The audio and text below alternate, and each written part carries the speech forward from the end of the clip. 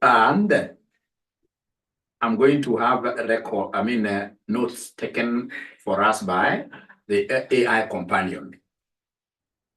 All right, ladies and gentlemen. So then we're looking at advanced financial management, and I would want us to move slowly in a way that everybody will be very happy with our today's class. Today is a day where people should be happy and happy. Happy and happy. And I would want us to start with November 2020, question number 1B. November 2020, question number 1B, Professor Edward Altman's model under restructuring. So we are starting with November 2020, question number 1, boy. November 2020, question number 1, boy. November 2020, question number 1, boy. Question number 1, boy. So once in this case here you get this question, are you able to say yes? Like these, yes. Yes. Why for yes? 𝐿𝗁𝐄𝐃 never disappoints. Already has this, Marianne has also gotten it. So Professor Edward Altman's model for prediction of bankruptcy is given as follows. So you can see they have given us, ladies and gentlemen, there. The Z-score. They have given us Z-score, which is 1.2x1 plus 1.4x2 plus 3.3x3 plus 0.6x4 plus 0.99x5.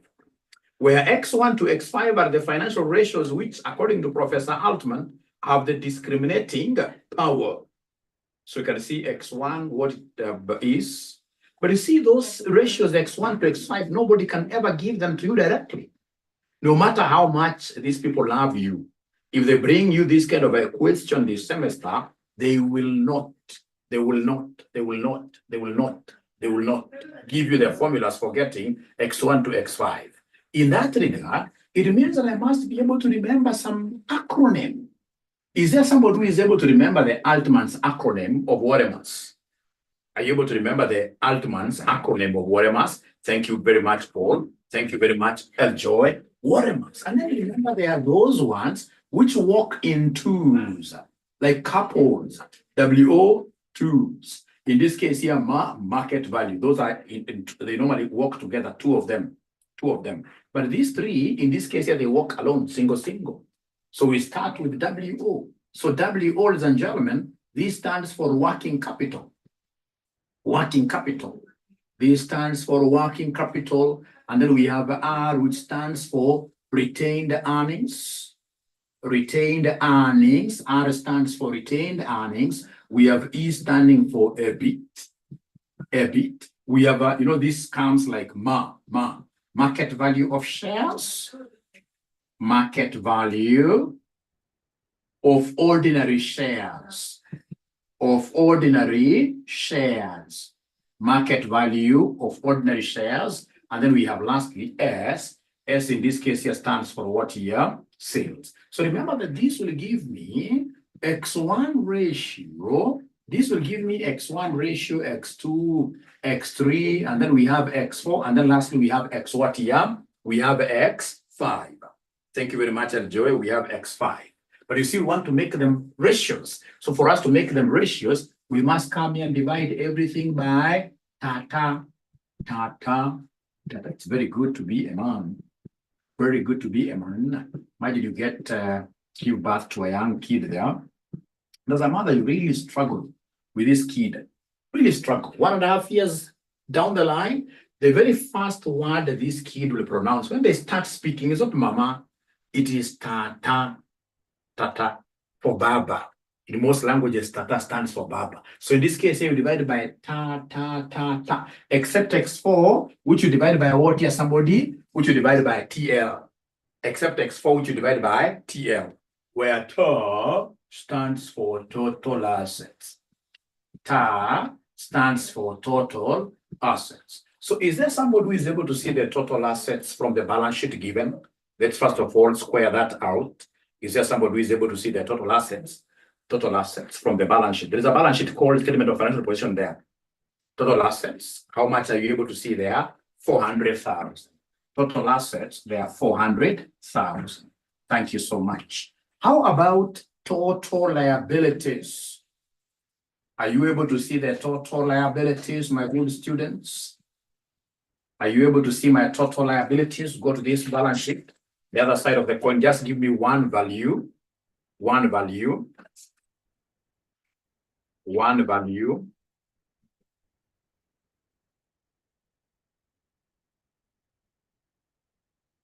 Give me one value. Give me one value.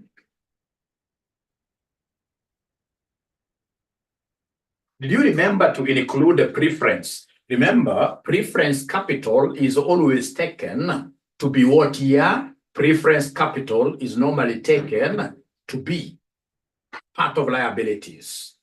Preferential capital is normally taken to be part of what here? Part of liability. So think round, think widely. Think widely there, think widely there. Give me the total liabilities. Give me the total liabilities. I would really be happy to see total liabilities from all of you. From all of you. If you're able to give me the total liabilities, then I will be very happy.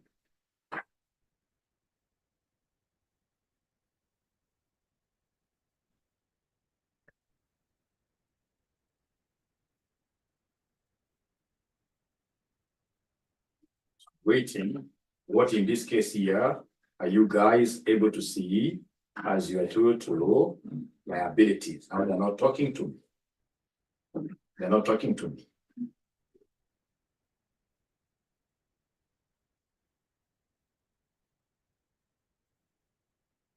Now they're not talking to me.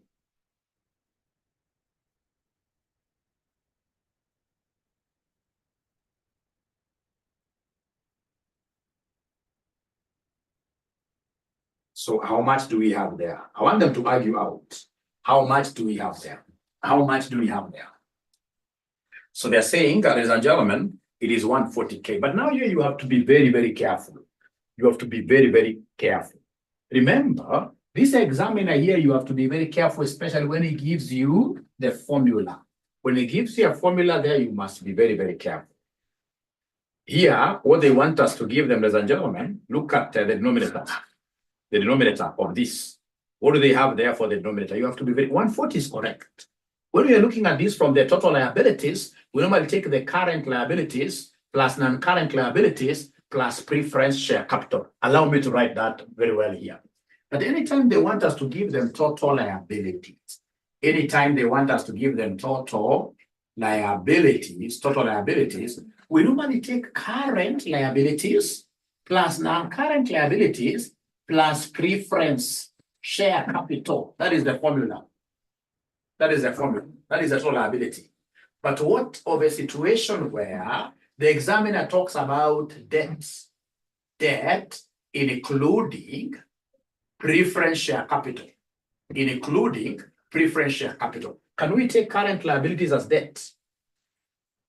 Is current liabilities part of our debt? Are current liabilities part of our debt? You know, when they talk of debt, they're basically making reference to what here? Long-term debt. Long-term debt. Long-term debt that you have gone to borrow or you have issued bonds there. You have issued bonds there. So if you look at the formula they have given us, they have told us to use debt including preference share capital. Please look at there. They are talking about market value of equity shares over book value of debt. Book value of debt including preference share capital. So when they talk of debt, then they are talking of what here? Long-term debt, the bank loans, the bonds, the debentures. So like now here I can see the debt there long-term, it is 80,000. It is 80,000. That is the only debt that we have, plus our preference share capital. Our preference share capital happens to be what there? Somebody happens to be 40,000.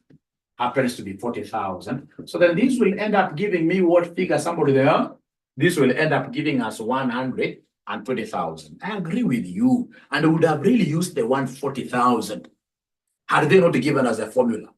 In the formula, their formula for X4, they have specified that they want us to work with book debt, what we have borrowed. Book debt, book debt, the book debt, including what here? Preference share capital. Therefore, in this case here, I will not work with total liabilities here. Here I'm working with, I would want you to change this as per the formula they have given me. They have given me a formula where this one is book debt plus what here somebody inclusive of preference share capital. So I've taken the book debt. There is only one debenture not given there, which is 80,000 plus 40,000. So giving me 120,000. So up to here, ladies and gentlemen, are we really together? Have you been able to book that 120,000 yourselves? Great. Then what I want us to work on one stuff here, on one ratio at a time. Let's start with X1 where they want us to get working capital. So is there somebody who knows the formula of working capital? Is there anybody who could be knowing the formula of working capital? Working capital is CAR minus current liabilities. So anytime they want us to get to them, the working capital, we normally take current assets minus current liabilities. So are you able to see the current assets in this question, really? If you go to your asset section, the current assets there, the current, I can see them, they are 100,000. Current assets are 100,000. We divide this by, not divide but minus, the current liabilities. Are we able to see current liabilities there? Oh, yes. We can see current liabilities of 20,000. We can see current liabilities of 20,000. And then whatever we get here, we divide this by what here? We divide this by total assets. Where total assets, you guys have given me a figure of 400,000. You guys have given me a figure of 400,000. So is there somebody who can give me the X1 value? Is there anybody who can give me the X1 value? So according to Mary Ann, Elijoy has also joined this. Dennis, great. So in this case here, we are getting there 0.2. And I will be able to wrap that working. I would want to wrap that working. Once you guys are able to write that 0.2, once you've been able to see where we are getting 0.2 from, then I should be able to wrap my working here because I want to create space. So we are saying that this one is 0.2. This one is 0.2. This one is 0.2 like that. How about this second one? Can somebody give me the X2 value? Is there somebody who can give me this X2 value? Is there somebody who can give me the X2 value? X2 value, what do we have there? X2 value. Remember, it is retained earnings. Which retained earnings are we talking about? Not the income retained earnings, not the income statement retained earnings. Retained earnings given the income statement is a 1 year's retained earnings. For us here, we want the balance sheet retained earnings. The retained earnings in the balance sheet, which belongs to the owners here. If you look at the equity, capital, equity, you'll be able to see there retained profit. Retained profit. That is the same as retained earnings. So then I should take here 120,000. We divide this by still the total assets. And total assets here, you're right, they are 400,000. So is there somebody who is able to see that 0.3 that this thing has got? Is there anybody who is able to see the 0.3? Great. Thank you so much. So this one, we are saying it will be 0.3. This one here will be 0.3. Now from there, we go to EBIT. EBIT, this is operating profit. EBIT is earnings before interest and taxes. That one, we shall get it from the income statement. If I go to my income statement for sure, I'll be able to see operating profit of 40,000. Are you able to see operating profit of 40,000? Yes, they've been able to see it. So then this one here will be 40,000. You divide this by total assets, which are 400,000. So what figure are we able to get there? 40,000 divided by total assets. So 0.1, you're right. So 0.1, you're right. 0.1, you're right. Now from there, we come to this market value of ordinary shares. Market value of ordinary shares. Market value of ordinary shares, I know this is the simplest thing ever on this earth. To get market value of ordinary shares, the person who taught me this told me, I mean, this is very easy. To get market value of ordinary shares is the easiest thing ever. How do we get market value of ordinary shares? You simply take the ordinary share capital, you divide by the per, and then whatever answer you get, you multiply this by the MPS, the current market price per share. So first of all, to get market value of ordinary shares, you must give us the number of ordinary shares. How do we get number of ordinary shares? you will simply take the ordinary share capital given the balance sheet. You divide that by par value. When you take OSC, you divide by par value, you get NOS, number of ordinary shares, and then how you multiply this with what here the market price per share. Now, ladies and gentlemen, are you able to see the ordinary share capital in this question? In this question, are you able to see the ordinary share capital? Yeah, I can see there the ordinary share capital is 100,000. Is 100,000. I divide this by the par value is given there in brackets. It is 10. Par value is 10. And then I look for the market price per share, which is given down there before required. I can see somewhere there the last sentence. The firm's ordinary shares are currently trading at 15. They're currently trading at 15.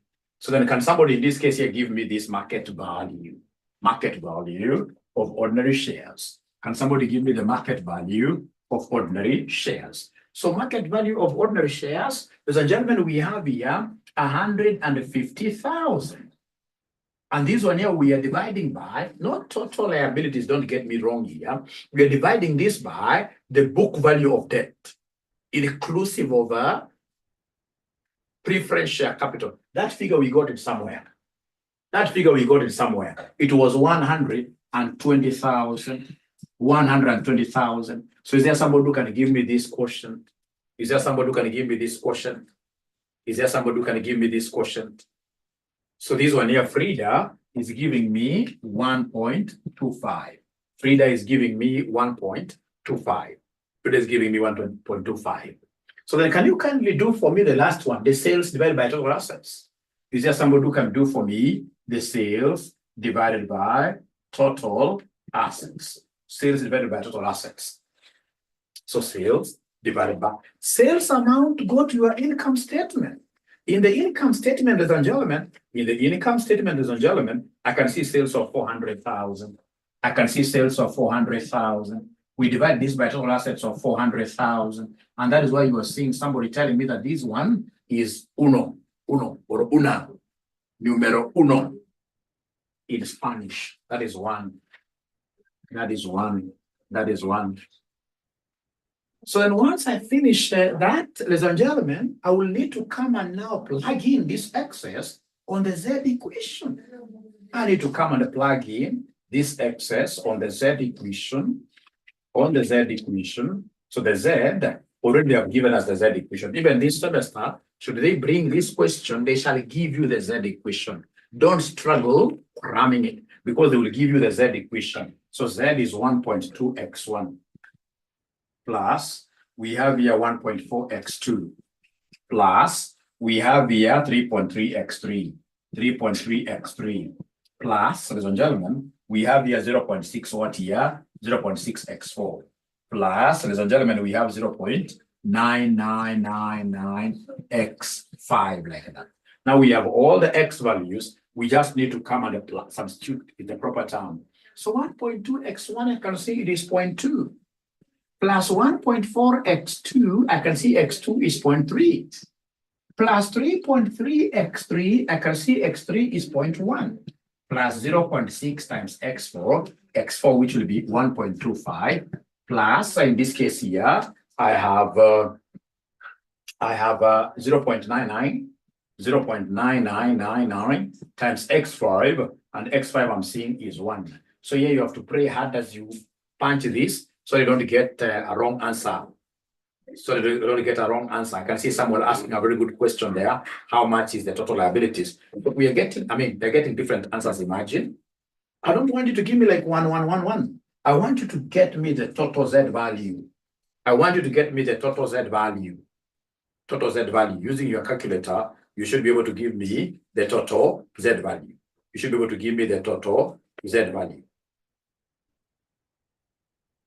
Total Z value. So is there somebody who is able to get 2.739? 2.739. Is there somebody who is able to get 2.739? 2.739, which is very good. So before I explain how I got the total liabilities, then could you kindly go and draw the number line? And your examiner has given you, actually, this examiner was a very good examiner. He told you a score of 2.7 or more. A score of 2.7 or more indicates no signs of failure. and a Z-score of 1.8 or less indicates that there are signs of failure. Signs of failure. So then can you kindly go and draw that on your number line? Remember our number line. Remember our number line. So, ladies and gentlemen, looks like this. Our number line looks like this. Our number line looks like this. This is how our number line looks like. So our number line looks like this. So we have here 0 to 1.8. Then we have 2.7. Then of course we have more there. Should our Z score fall here, be 1.8 and below, failed, bankrupt organization, 100% bankrupt, 100% bankrupt. Should it fall more than 1.8, but of course less than 2.7, in between here, we normally talk of 50% bankrupt, 50% bankrupt. Over here, it is a successful organization. Over there, it is a successful organization. So Stanley already has finished this because our Z that we computed Z of 2.739, which of course falls here. 2.7 or more is successful. 2.7 or more cannot be bankrupt. So in short, as this gentleman, all that Stanley is telling us is that alpha is what here is successful. Alpha is successful organization, 100% successful. Then now there is a question that students have asked me. Mwalimu, look at X4 very well. You see, X4 normally, what we normally do to get X4, we normally take market value of shares. Market value of shares divided by total liabilities. And normally what we do, we remember very well, total liabilities. To get total liabilities, we normally take the current liabilities plus non-current liabilities plus any preference share capital. Because remember, preference share capital owners, they normally get a fixed dividend. They normally get a fixed dividend. So if they're getting a fixed dividend, then that would mean automatically that, they're debt owners. They've given us debt. They have given us debt. They have given us debt. Those ninjas have given us debt. All right. So then if that is the case, I can see the current liabilities, they're 20 from the balance sheet. From the balance sheet, I can see the current liabilities there are 20. The current liabilities there are 20. And then you can see the non-current liabilities. The non-current liabilities are how much now? I think I've even lost the question. The non-current liabilities, if you look at non-current liabilities, those are the debentures. Debentures or bonds, long-term. So debentures or bonds, I can see straight away there that they are 80,000. They are 80,000. They are 80, and then preference share capital. I can see preference share capital, 12% preference share capital is 40. But you see, as examiners, so this one here automatically would have given me 140 as a total liability. But as examiners, we are trained and we know that we are at war with our students. That much we know. Nikirelax kidogo, utanipiga na mnayo utanimaliza. Na pia ukirelax kidogo, na minda kunyorosha. All right. So what we do, we keep on twisting. Like one of the ways of twisting this question is to come and give them the formula for X4. Tell them that X4, in this case here, it is equal to give them the formula. Market value of shares. Look at the formula given. Divided by what here, somebody? Divided by book value of debt. Book value of debt. Including what here, even if you're not told, that preference shares should be included, preference shares will always be taken as a debt instrument. So then what do you understand by the name book value of debt? You see, book value of debt, these are long-term debts. Long-term debts. Short-term debts, like this current liabilities coming out of our sales, then that one, will not be counting, coming out of purchases. These are short-term.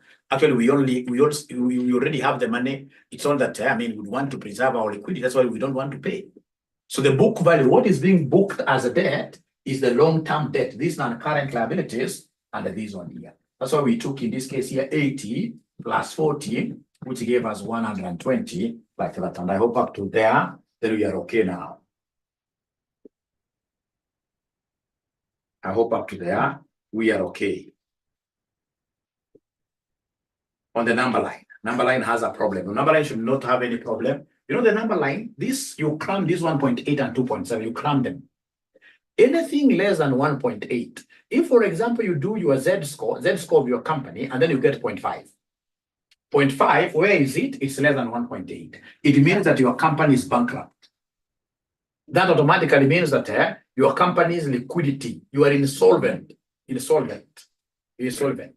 can't manage to pay any of your liabilities. You're insolvent. But should you, in this case here, get your Z-score falling in between here, then you are 50% bankrupt, 50% successful. Any 𝗂𝗲𝗃 𝗂𝗂𝗃. All right, 50-50. So 50% bankrupt, meaning that the company is 50% what year successful. But should you get your Z-score, like I remember this lady called Mary-Ann had given you guys an assignment to go and calculate the Z-score of your companies. And Mary-Ann was able to get her company's Z-score way up there, about 5. That must be a very serious organization. That must be a very serious organization. So I hope that is okay. It's about cramming, knowing that anything less than 1.8 is red. In between, I don't know the color to use. But more than 2.7, that is green. Very good company. Very good company. Very good company. Very good company. The number line, you will not be given number line. This is the first time they have given us a number line, madam. You must have seen many questions in the past paper. This is the first time they gave us that. The figures there. It is you, in this case here, to do what here? It is you, in this case here, to come and do what here? It is you to come and it is you to come here. It is you to come here. It is you to come here. It is you to come here. Yeah, you cram. I mean, these are very easy things. 1.8, 2.7, you cram like that. A good question is coming there. What of situations where you are given like tangible and intangible assets, especially goodwill? All right. So in this particular case, we are concerned, or rather, we leave out those goodwills and whatever. All right. This is a ninja who has read an ACCA book. So then what I'll do for you to be able to understand even what this lady is asking about, I'll have to get this ACCA question and then we do it.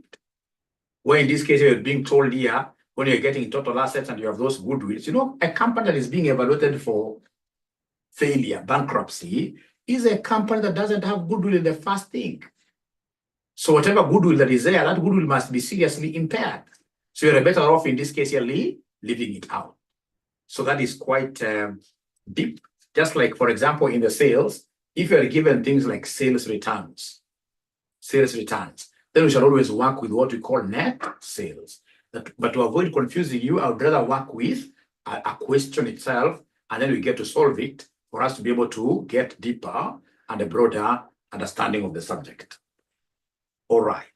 Now, ladies and gentlemen, from there, with your permission then, I would want us to do just 2 things here, very, very fast questions. And I would want us to look at May 2021, question number 3A. May 2021. Yeah, 1.8 and 2.7 are standard. Please, Sylvia, look at what Dennis is telling you here. Cram 2, they're standard. Cram 2 nani. Cram 2 saizi. Cram nani, we move on. 1.8 and then 2.7. So cram like that. It will be easier that way. I wanted to avoid that term, but I find it to be very relevant here in the situation given that we want to do very many questions. 1.8, 2.7. 1.8, 2.7. Now, ladies and gentlemen, in this question of May 2021, are we there? No. Before May 2021, we have part A. Discuss 4 reasons. Discuss 4 reasons for restructuring and reorganizing an organization. Why do you think in this case here do we go for business restructuring and reorganizations? Please give me an answer to part A of this question. Give me an answer to part A of this question.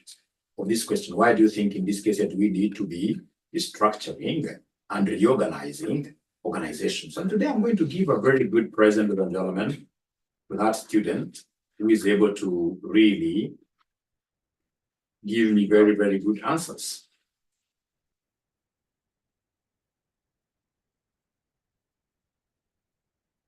Today is a day to award great students here.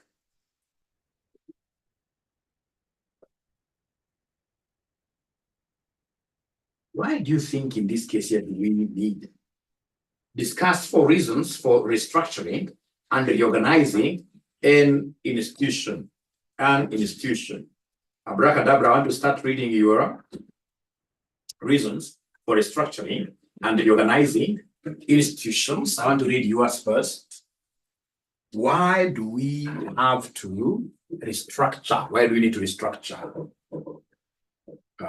They're giving me very good points there. Very good points there. Do we restructure to boost performance? To increase synergy? To avoid liquidation of the company? Very good ones. So then I will be able to give you my points, and then you compare those with yours, and then you tell me which one we take.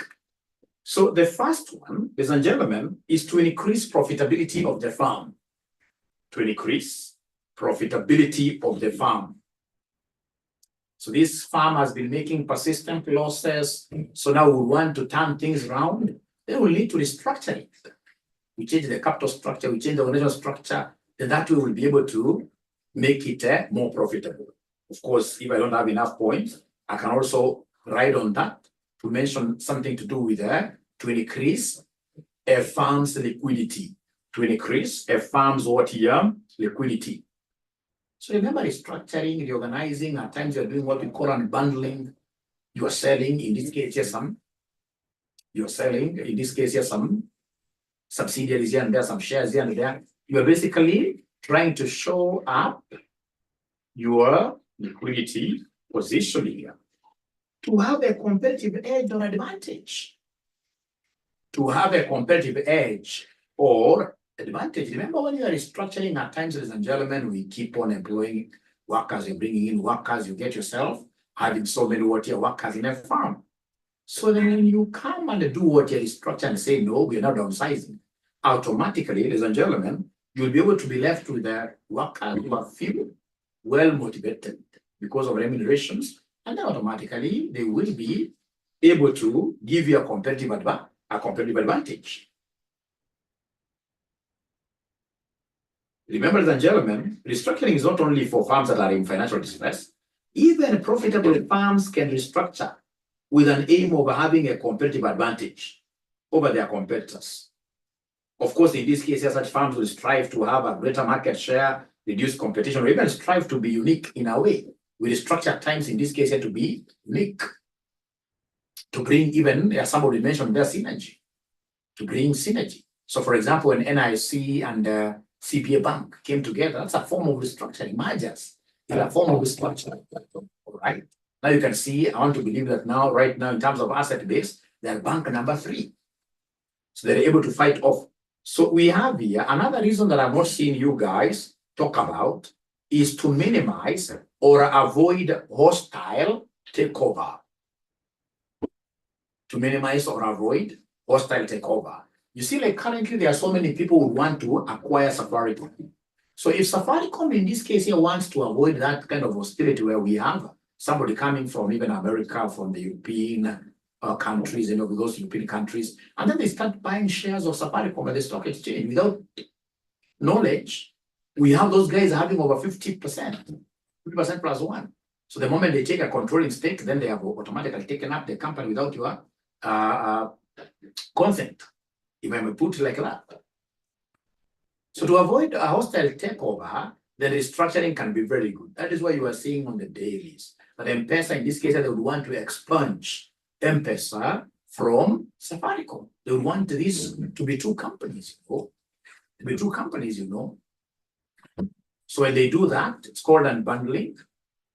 All right. When they unbundle a company like that, then that is a form of restructuring. They'll be able to avoid any takeovers. They could be good takeovers or hostile ones. So to reduce debts to manageable levels. To reduce debts to manageable levels. Like KQ, the other time I told you they had a consortium of loans. A consortium of banks came together to give it what we call a syndicated loan. So when Kenya Airways could not manage to pay back those loans, they called these banks, told these banks, hey, we can't continue to pay you these loans. Please, instead of these loans, instead of us paying you back the money, you buy our ordinary shares. By doing that, they were able to reduce their debts to manageable levels. Now they are able to pay back the principal and whatever.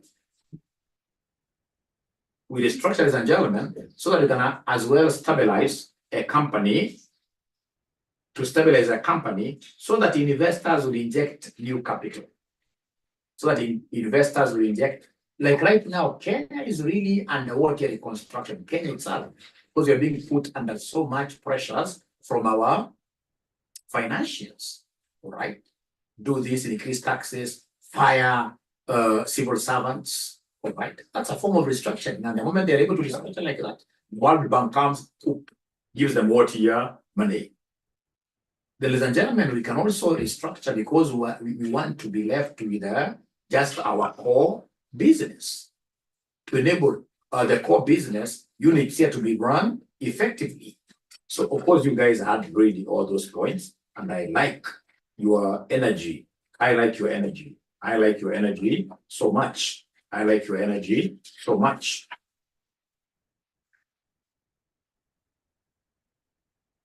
There's a question that we have discussed severally, but I would just want you to have it now in once and for all. May 2021, question number 3A. May 2021, question number 3A. May 2021, question number 3A. I can see 20 new messages.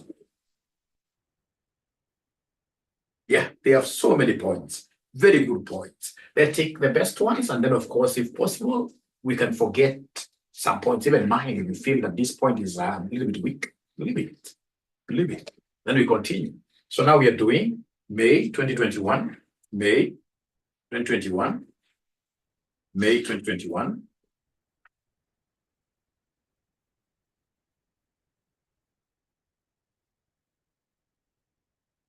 May 2021. Have you gotten the question? May 2021, May 2021. Question number, May 2021, question number 3A. So question number 3A, they want us to give them the meaning of the term unbundling. You see, like, I'm so sure even men who are here, do you know, like, for example, a bundle of unga, like a bale of unga, a bundle of unga has got how many packets of unga inside? How many packets of unga make that one bale? So when they're put together, we call that a bundle. When in this case here, we disintegrate them, when we break them up, you start in this case here, so you are unbundling. When you start in this case here, opening that thing, removing one unga here, giving to Aura, another unga giving to Joshua, you are unbundling. So the same happens whenever you have like a conglomerate, whenever you have like a huge institution, running big companies is not a walk in the park. If we have any person who is a CEO of a company, ladies and gentlemen, will tell you, running a big company is not easy. I'm running a very small company called RCM. And the RCM, of course, we have got other sister institutions there. All right. We have RCM Physical. We have RCM even welfare. Now we have RCM welfare. But I would want to make a promise that within 1 year, this RCM welfare will become one of the biggest circles. Right? So we have got many units within RCM. The units, initially I was I don't know whether I'm getting aged very fast. All right. Initially I could be like all over on WhatsApp. Nowadays I'm not all over on WhatsApp.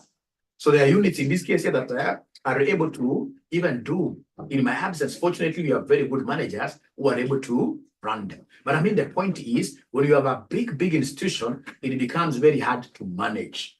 So at times, unbundling, where you dispose some subsidiaries, you sell some assets of the company, you separate, in this case, your units within a company, becomes inevitable. It is this separation of business units from the parent that we call unbundling. You're separating them with an objective of selling them. So right there, unbundling. Or at least Hassan knows they are 12. They are 12 years. Hassan knows that they are 12. So right there, unbundling, and meaning of unbundling. So tell us there that unbundling is a strategy where subsidiaries stroke subsidiaries stroke units of a firm are separated from the parent company,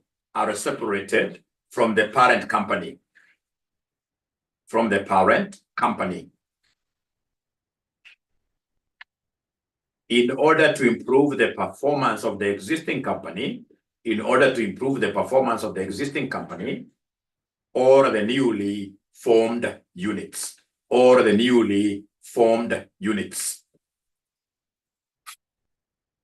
So these unbundled units, ladies and gentlemen, in this case here, we could either keep them, or in this case here, we can sell them off. But the key thing, ladies and gentlemen, in this case here, we would want to have organizations that are small organizations that are run efficiently, whose even share price now will be able to increase. Firms in this case that will be felt in the market.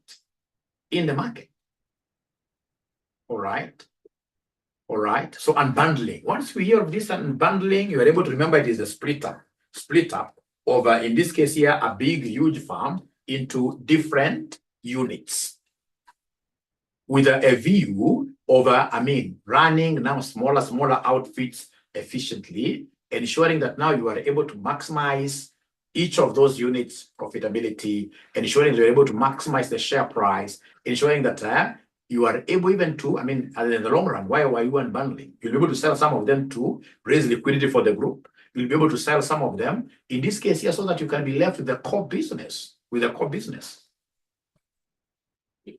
All right. Then they wanted us, ladies and gentlemen, there, and this they have really repeated. I don't know why students don't understand this very well. If you look at Roman 2 of this question, they want us to give them forms of unbundling a firm.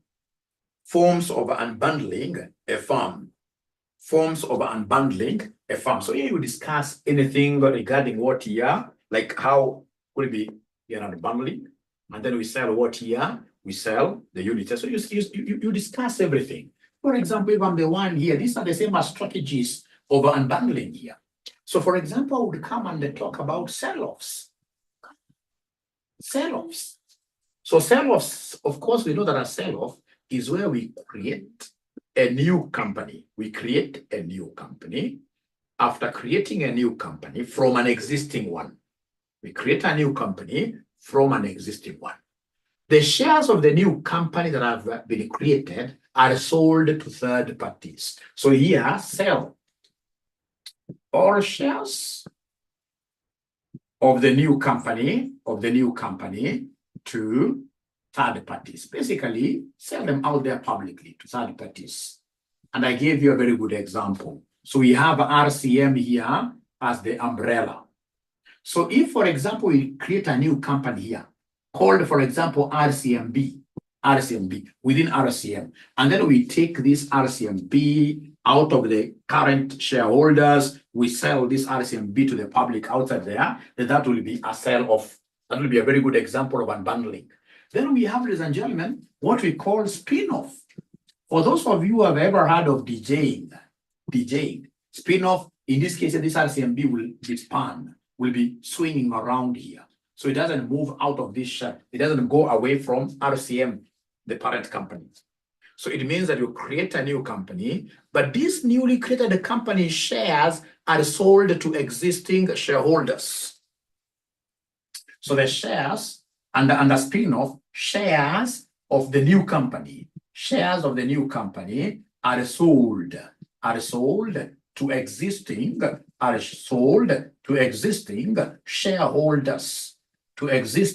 shareholders, like that. They are sold to existing who? Shareholders. Are you guys able to follow somehow?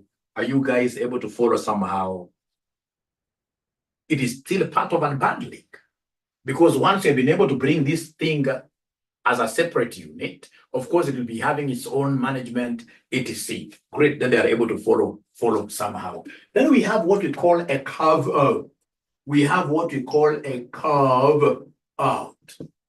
So under a carve out, normally what happens, if this is RCM now within RCM, what we shall do, we have created a new company, but now we don't sell all the shares. We shall carve out something for ourselves. And then we sell these other shares to third parties. So you're saying there very fast under a carve out, ladies and gentlemen, it's a form of unbundling. Where shares, where in this case here, a fraction of the shares of the newly formed company,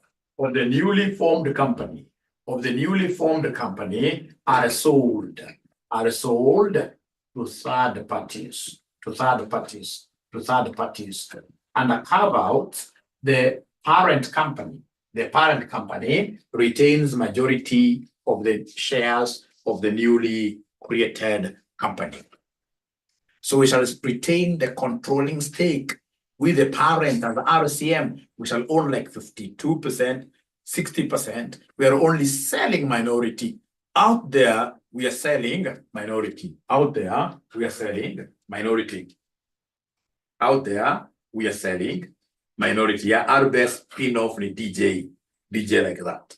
And then, ladies and gentlemen, we have so many other forms of what here, other forms of unbundling.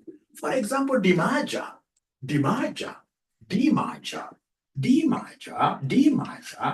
Opposite of what here? Merging. You had merged, like for example, we had CBA coming together with the NIC to form NCBA. Should they feel the heat of being together is too much, they can unbundle. They can do what we call demerger. So demerger is the opposite of merger, and a demerger, we normally have a breakup of a company to their old outfits. So we have now NCBA demerging to NIC and CBA to the old companies that they were. That's a form of what here? It's a form of unbundling.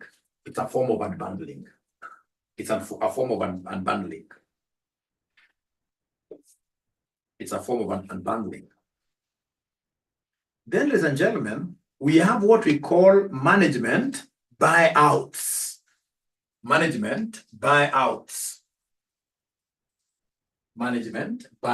It's a form of unbundling as well. Management buyouts.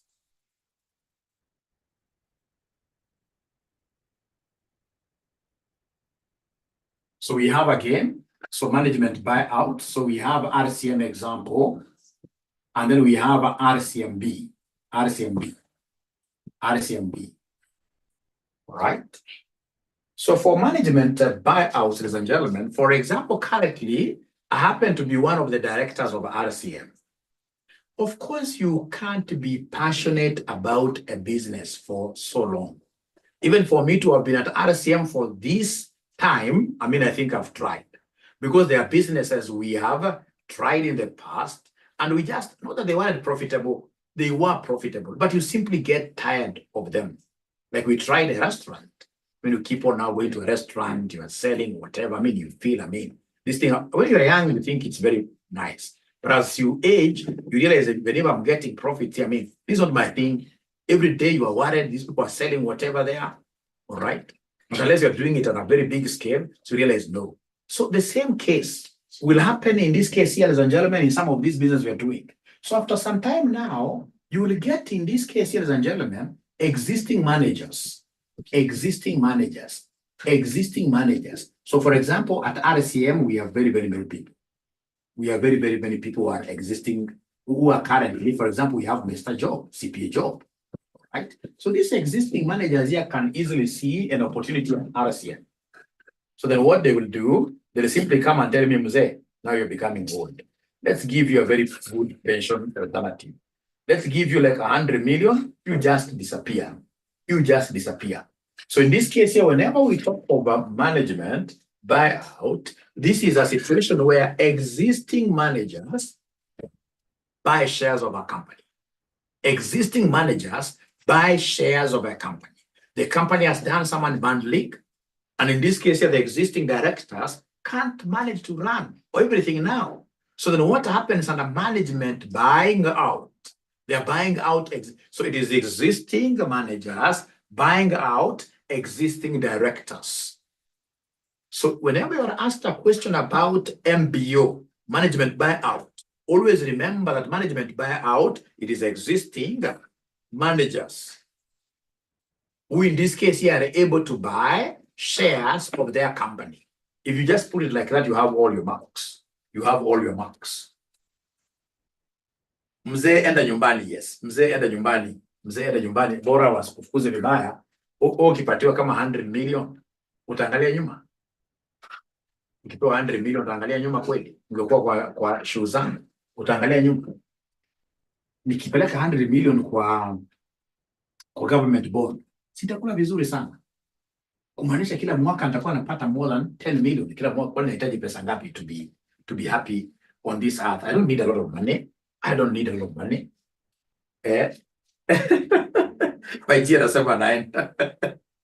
but of course not today, because I still have a big dream for RCM. Not today, not today. Would want RCM one day, maybe before retiring, God willing, we should have like the true open university.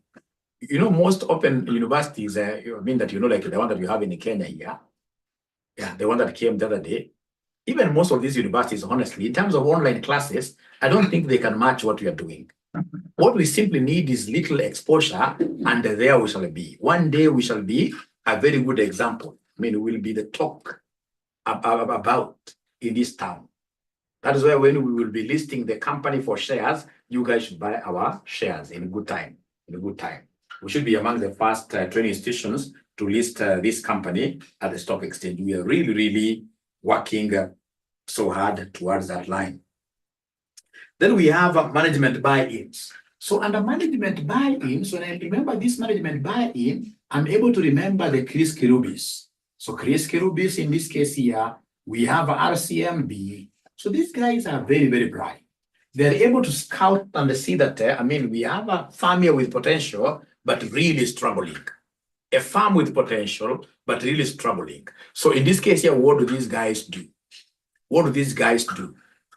Under management buy-in, now we have experts, managers who are experts from out there. They can even come from outside the country.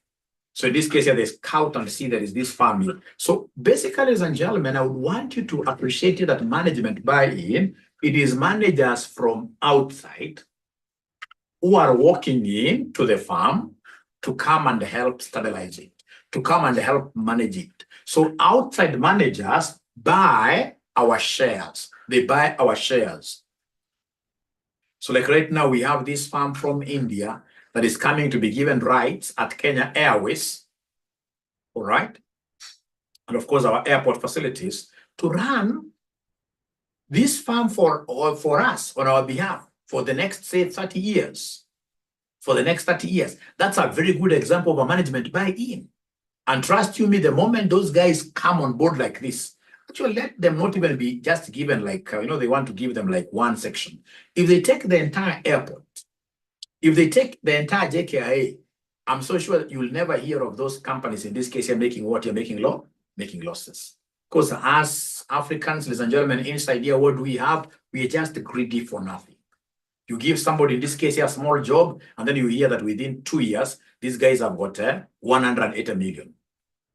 And yet the country, you know, if the country, for example, in terms of wealth was also growing like that, then but the country is doing like this, but you as an individual, you're going up.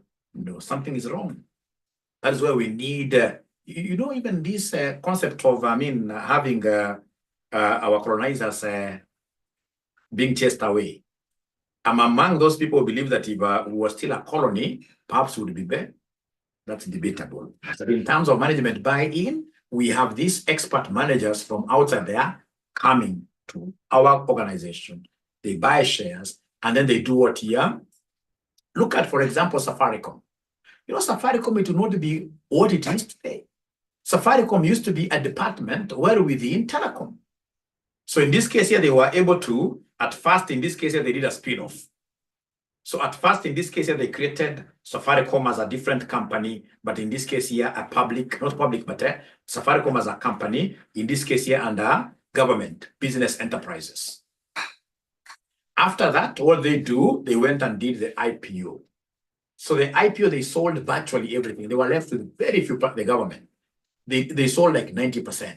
So then that becomes what we call a sell-off. So within this sell-off, we had these Vodacom people. Is it Vodacom or Vodafone? Who are able to identify, in this case, its potential. So they walked in and they took over the management. That is why when they want to give us a CEO, even if it's somebody in this case here from our land here, Kikuyu here, this guy was in Britain for so long. It's like just a Mzungu, right? They can't allow us in this case to just. So a very good example of management buy-in. Expert managers, they come to the organization, they buy the shares, and then they run the company efficiently. That's a management buy-in. That's a management buy-in. All right, ladies and gentlemen. And then we have the last one, which is a leveraged buyout. What is a leveraged buyout? Leveraged, from the word leveraged. From the word leveraged. Leveraged. From the word leveraged. Ladies and gentlemen, leverage means what we are geared. Leveraged means that you are using loans. You're using loans. So when we talk about a leveraged buyout, this could be a management buy-in, it could be a management buyout, but now the buyer doesn't have his own money. So the buyer, in this case, is coming to buy our shares with what we call debt. The buyer is coming to buy our shares with debt. And a leveraged buyout, I'm repeating here that the buyer, whether it's coming from inside here or whether it's coming from outside there, is coming to buy our company shares with a loan, And of course, the moment, ladies and gentlemen, in this case here, you buy a company with a loan, that is when you realize that you get the full meaning of the word geared. Because you'll be like geared. You will be, in this case here, having a lever, a gear. Yeah. So, you know, when you are leveraged, then automatically you are able to take advantage of so many opportunities. When you have a gear, you are able to move what you're able to move faster.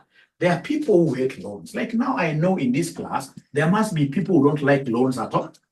But trust me, if you don't like loans, then automatically you're not be able to prosper.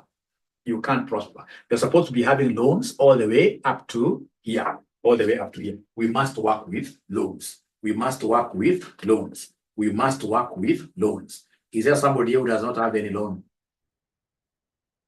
Is there anybody who doesn't have a loan? Do we have any ninja here that does not have any loan?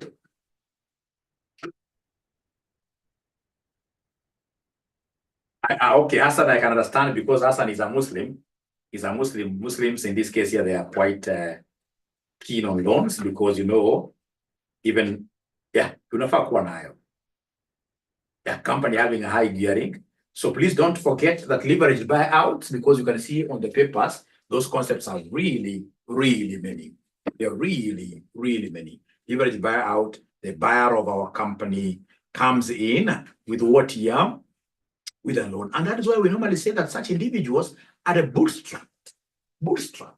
When you hear of bootstrapping, a bootstrapped investor is that investor who makes investments using what here loans. Like myself, I'm a bootstrapped investor.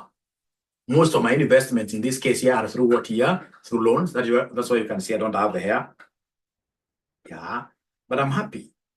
Because when you're bootstrapped, like how soldiers strap their boots, you know, when you're bootstrapped, umefinywa. Una mahali pa kutokezea. Because you can imagine now you have bought a company using a loan. And then, of course, you being the new buyer of this company, you come into a company, in this case, that has already problems. So you're trying to solve problems with the company. Then we have lenders wanting back their money. So you are basically walking on a very tight rope. You are bootstrapped. Umefungiwa kwa boot katikati. So ukisikia bootstrapped is like leveraged buyout. Don't forget those terms. They're very, very important. They're very, very important. They're very, very important. They're very, very important. So Angelica is laughing at Mwalimu here. which is this man with loans, but we shall overcome. Chukua kwa sako. We shall overcome. So, ladies and gentlemen, are we together really up to there? Are we together up to there? Are we together? Are we together? Great, great, great, great, great.